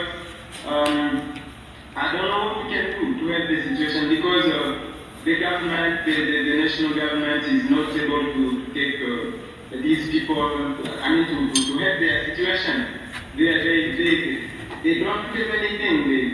Many times they sleep even back on ground. They have nothing to eat. You see. So I was wondering, especially the diaspora of Congo, you have also to do something, as Paul was saying. You have to organize yourself and do something for your country. Here on ground, we are doing what we can with our means, of course, and but always we need help of everybody. The Congo Crisis for now is having more than 4 million displaced and refugees. 4 million displaced and refugees, you see, it's one of the great crises of the world today. And we must do everything, whatever we can. Everybody must do whatever we can, as I said, for young Canadians. Do something, question on these companies, Canadian companies involved in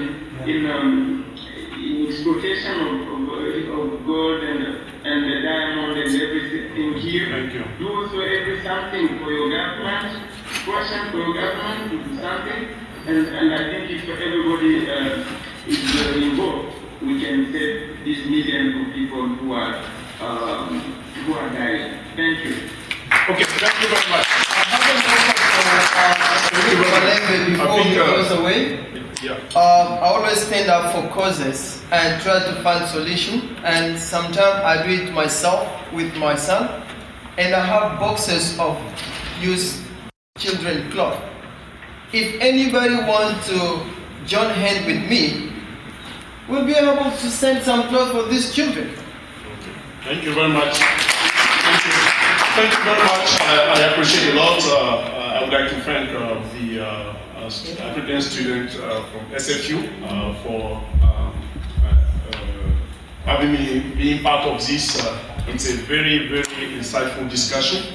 And I would like to encourage you to continue. I think this is part of the solution. And where is King? Yes, thank you very much. I appreciate a lot what you are doing for the community. And anytime if you need help, support, we are here to support you. And we want you to keep doing what you are doing right now. Thank you very much. Thank you for Paul, thank you Piero, and thank you Luc. Merci beaucoup.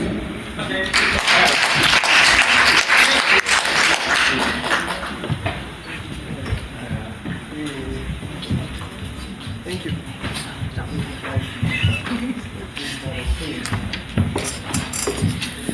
Thank you so much to the panel moderator and the panelists. It was a very insightful discussion, and I'm sure we all learned a lot.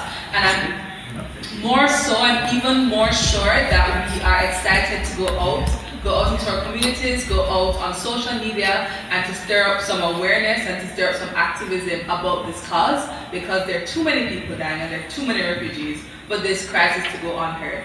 So I want to encourage everyone to go out and do something, not just listen, but do something.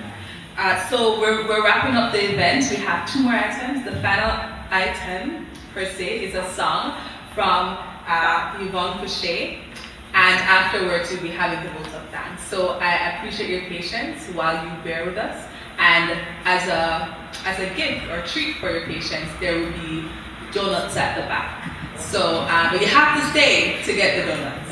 Okay, so I'm glad to Yvonne. So Paul will not like to say. She'll be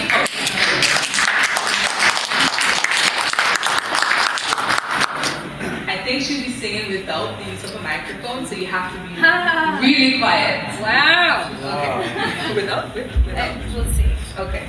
Thank you so much. I'm really honored to be here with you and to stand with Congo, to stand with Ituri, to stand with Africa, really. After what everyone has said, I really feel like the song that I'm about to perform might be contradictory, but I'd like to remind you that Congo is not what is happening to her right now. That is what is happening to Congo, but that's not who she is, you know. And so many times we hear about Africa and all the things that are happening in Africa, but that's not what Africa is, that's not who Africa is.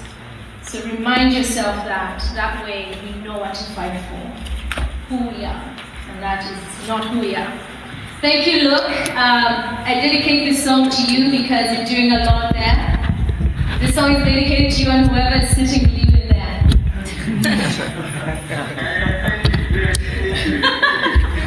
Here goes.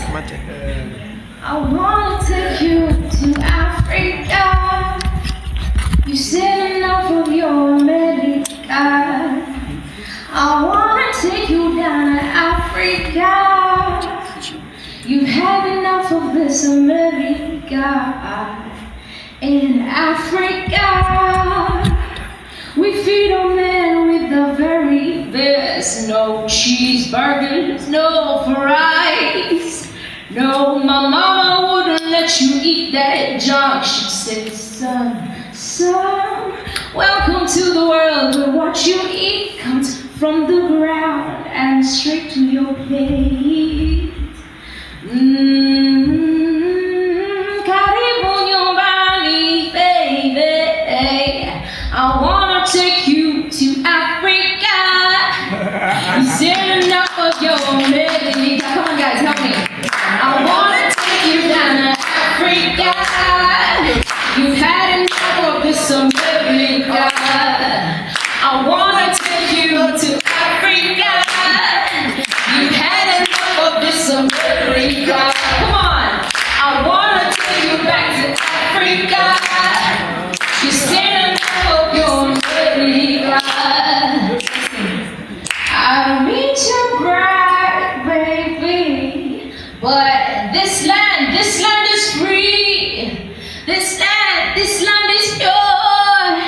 This land is for you and me, okay? Yeah. You and me, baby. I am gonna take you down to the marketplace, you've heard? So you can buy a chitenje, kupara muka, chiruhura, ora musye, mama papa. Ready for the chorus? I wanna take you to Africa. You said enough of your America. I wanna take you, but he's not Africa. You said enough of your America. I wanna take you back to Africa. You had enough of this America. That's it.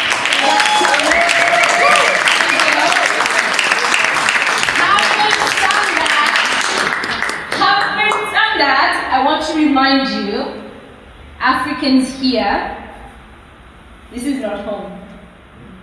Okay? This is not home.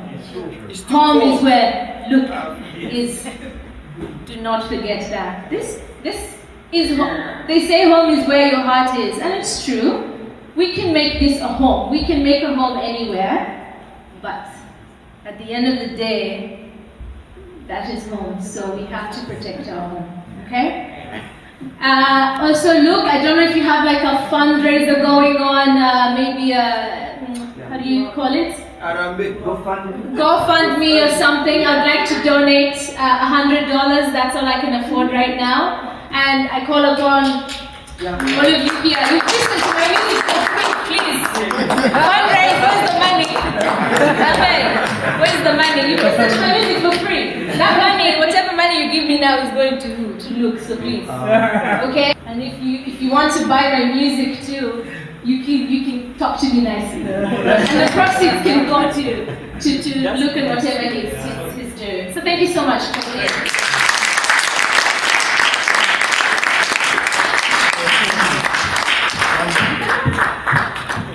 Thank you so much, Yvonne. And you said you didn't want to sing. Yvonne is Miss North America. Exactly. I think you're Miss Uganda. Miss Uganda, North America. That's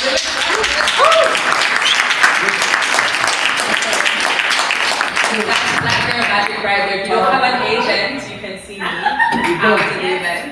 This is the mother of Sabrina, Miss in Vancouver, who is the wife of Elisa Elba, the movie star. Wow.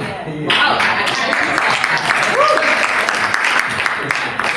So thank you so much for staying with us till the very end of our event. And now I invite our Adi to the vote of thanks.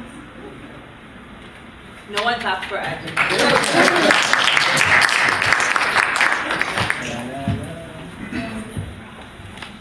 honorable guests, respected panelists, forum participants, performers, organizations, partners of our most valued invited guests, ladies and gentlemen. It's my privilege to have been asked to give a vote of thanks on this occasion.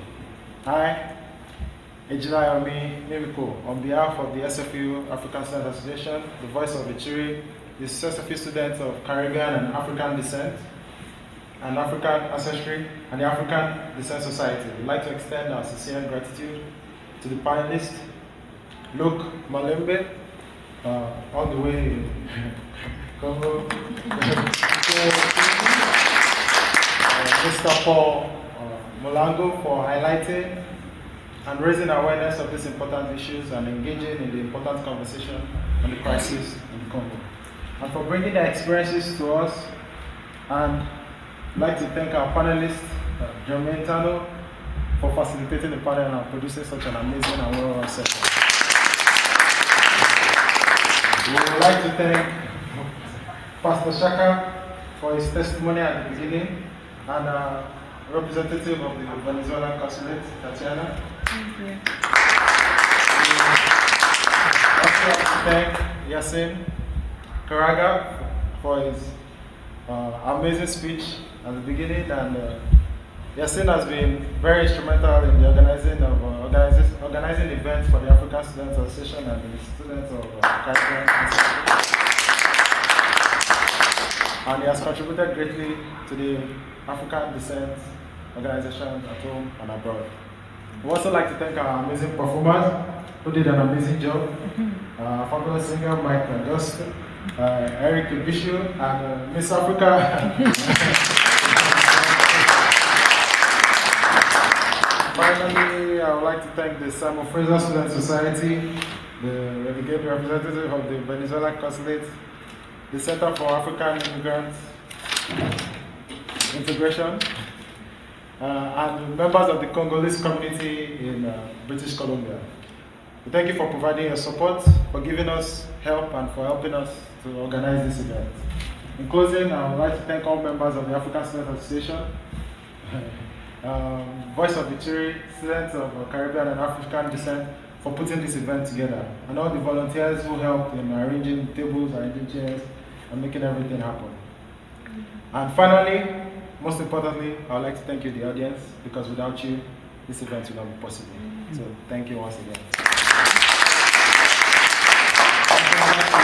To follow SFU African Student Association, students of Caribbean and African descent, Facebook, and if you also want to be added to our mailing list, you can see me or see him, Joseph, or see all the any of the executive, King Solomon, and about getting added to our mailing list. Thank you very much. Before we go, I just also wanted to say thank you to Solomon. King Solomon has been tremendous. Thank you so much. He's a very humble guy, always sits at the back. But thank you so much, Solomon. Without you, this would not have happened. Thank you, Kiboni, for facilitating and being an MC. And thanks to the soccer president, Giovanni, was also here. He gave us a lot of support. And a lot of everyone who has been able to be here up to this late night. Thank you so much. And yes, the struggle continues, and we are going to keep grinding. Thank you so much. I just want to ask you some few questions about the Voice of Ituri. Are you ready? My name is Spiro, Afro-Canadian Community TV, and I'm here with you. We just attended this gathering, and I would like to know from a point of view and a little bit of information on when did you start this student organization? Yeah, so first of all, there are two organizations. There is Voice of Ituri and the African Student Association. The African Student Association has been in place since, I think, 2000, before I joined the SFU. So I think since 2011. And the Voice of Ituri was created last year in 2017 in April, so it's almost 1 year. So the African Student Association is an African student movement that represents the interests of the people of African descent at SFU.